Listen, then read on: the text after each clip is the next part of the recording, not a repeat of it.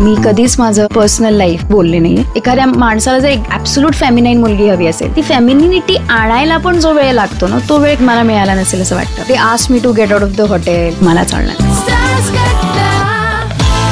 नमस्कार, रेडिओ सिटीची मी आरजे शशुशो शोनाली तुमच्यासोबत. आणि आज स्टार्स कट्ट्यावरती आपल्यासोबत आहे जी सतत हसतमुख असते, ज्यांनी आपल्या अभिनयाने प्रेक्षकांच्या मनामध्ये स्वतःचं स्थान निर्माण केलेलं आहे. रंगभूमी, त्याच्यानंतर टेलिव्हिजन आणि सिनेमांमधनं तिने उत्तम भूमिका करत प्रेक्षकांना एंटरटेन केलेलं आहे. मोजक्या भूमिका केल्यात पण लक्षात राहणाऱ्या भूमिका तिच्या झालेल्या आहेत आणि याबद्दल तिचं खरंच खूप कौतुक. नाव आहे तिचं दीप्ती देवी.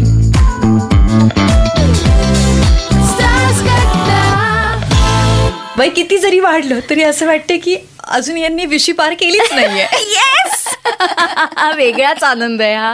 म्हणजे काय, एक तब्येत आमची वाढत नाही. मला सांग, किती प्रयत्न केले वजन वाढवण्याचे? खूप. आणि होतं माझं वजन 8 ते 10 वाढतं, पण मग ते ऑटोमॅटिकली ते हळूहळू कमी होतं. आता सध्या किती? मला असं वाटतं 50. I am 53. या.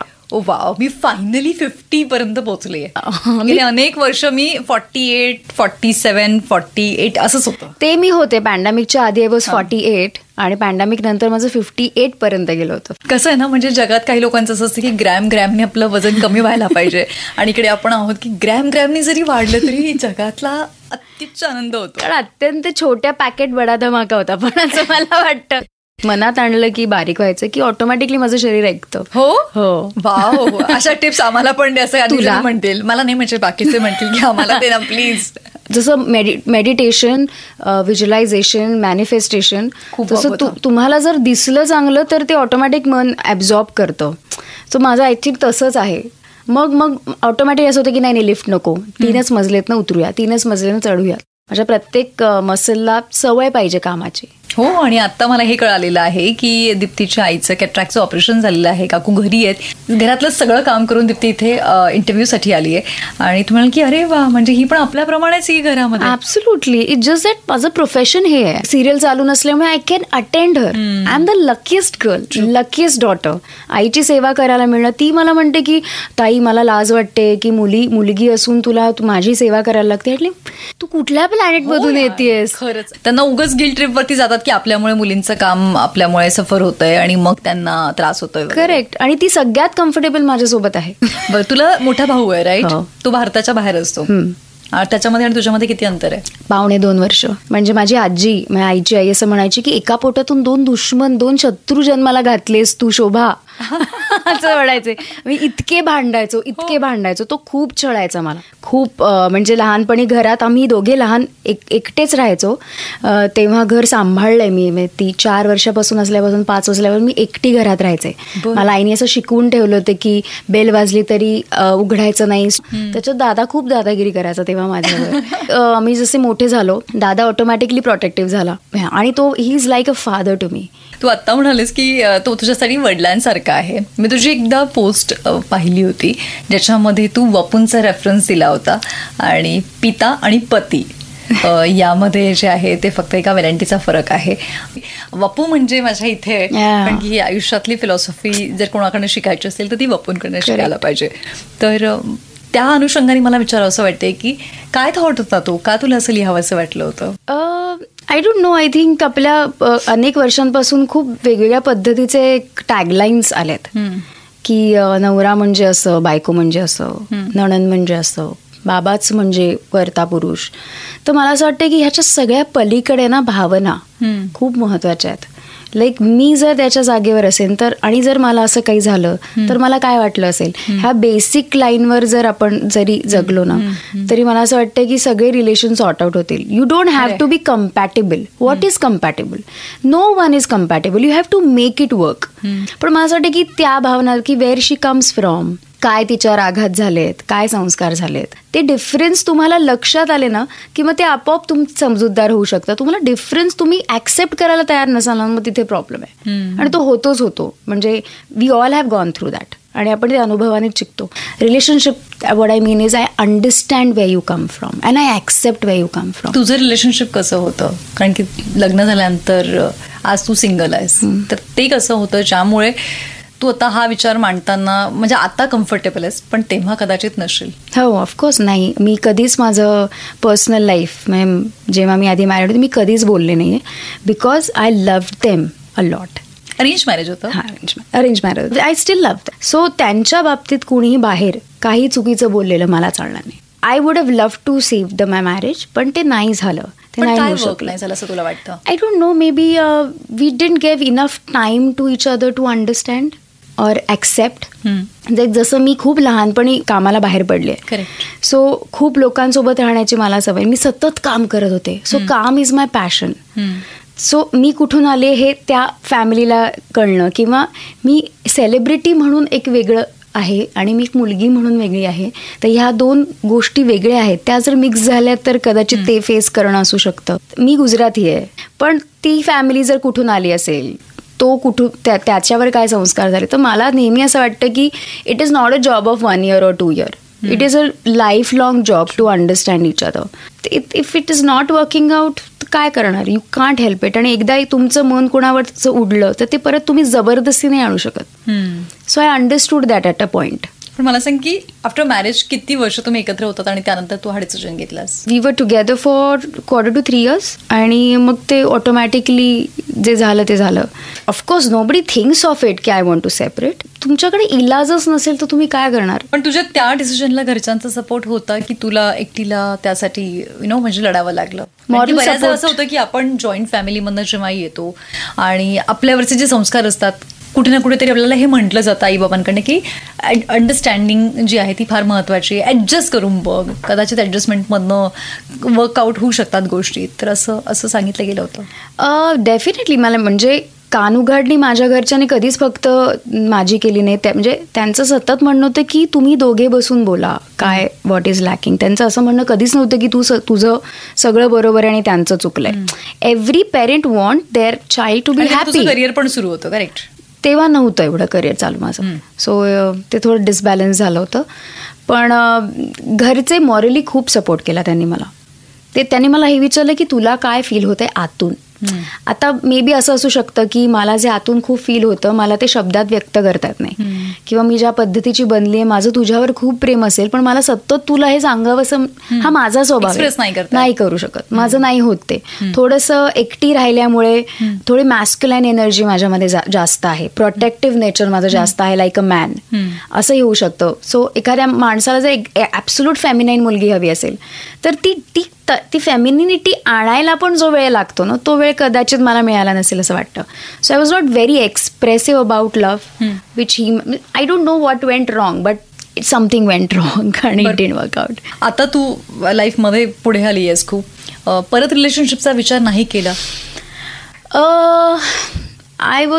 मी ह्या सगळ्यातून खूप एक्झर्ट झाले होते. म्हणजे एक तर माझा स्वभाव असा आहे की मला एखाद्या माणसाच्या माझ्या मनात कोणासाठी घर व्हायला खूप वेळ लागतो, खूप वेळ लागतो. I am very hard nut to crack.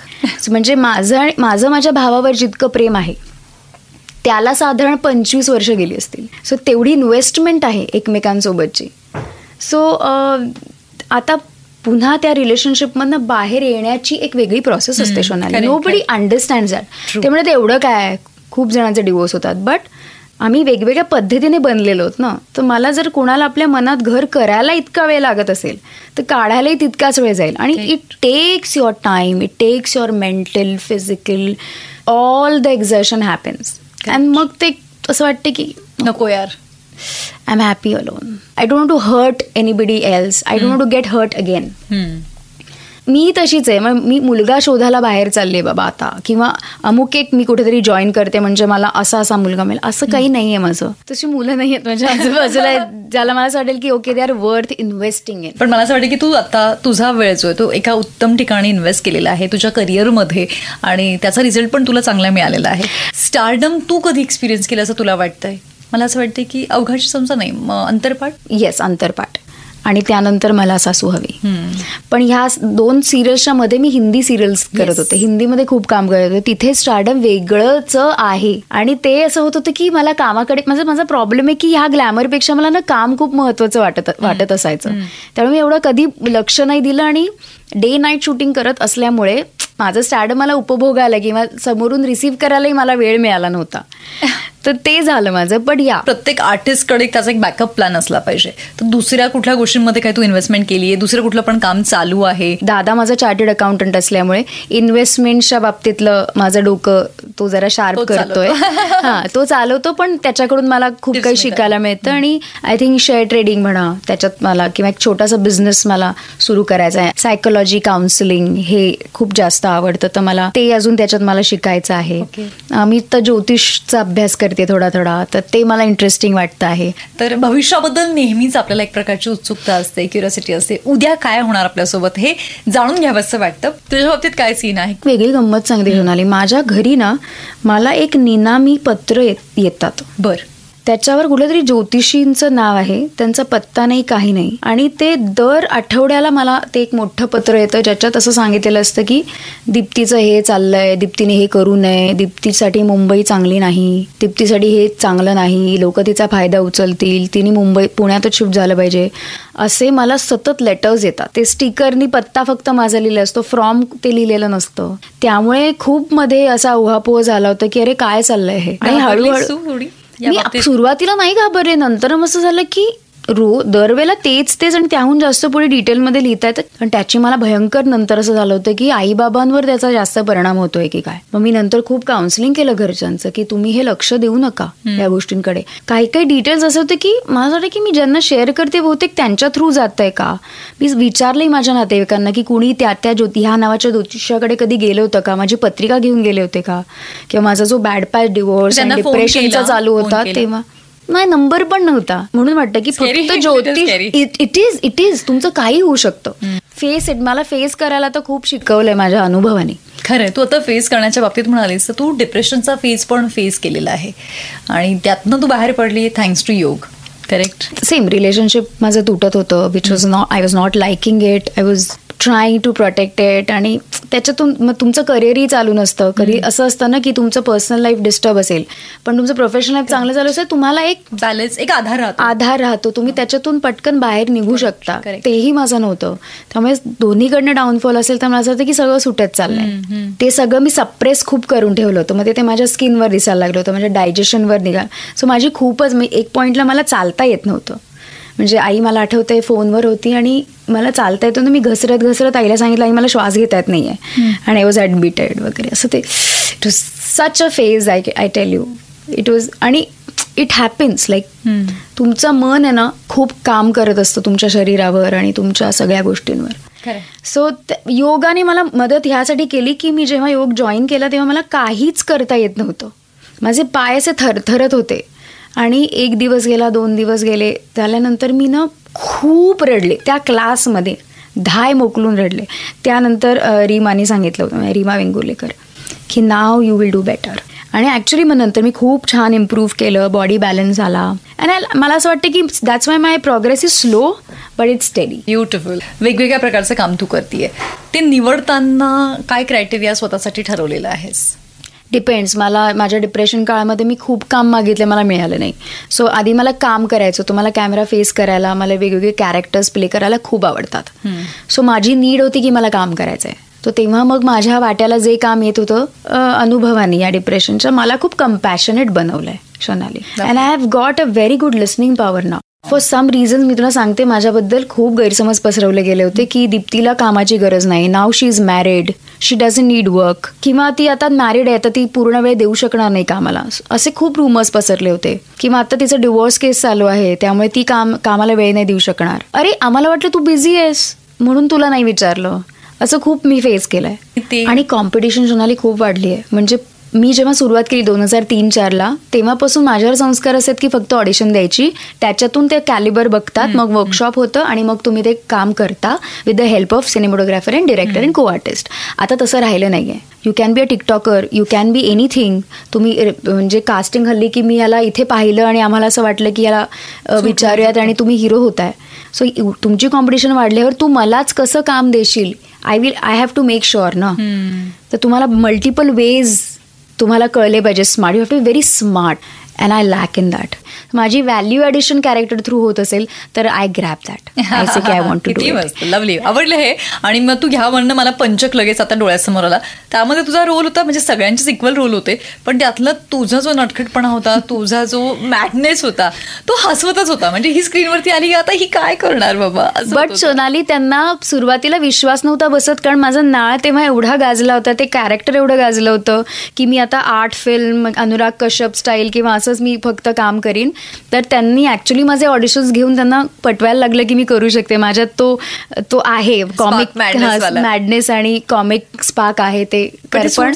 हो, पण मी एकदा तिकडे गेल्यानंतर ते म्हणाले होते की मग त्यांना फुल ट्रस्ट बसला की ती करू शकते. आणि मी हळूहळू तशी वागायला लागले होते. करायला पाहिजे. Universe is listening. मी स्टँडअप डेफिनेटली करेन.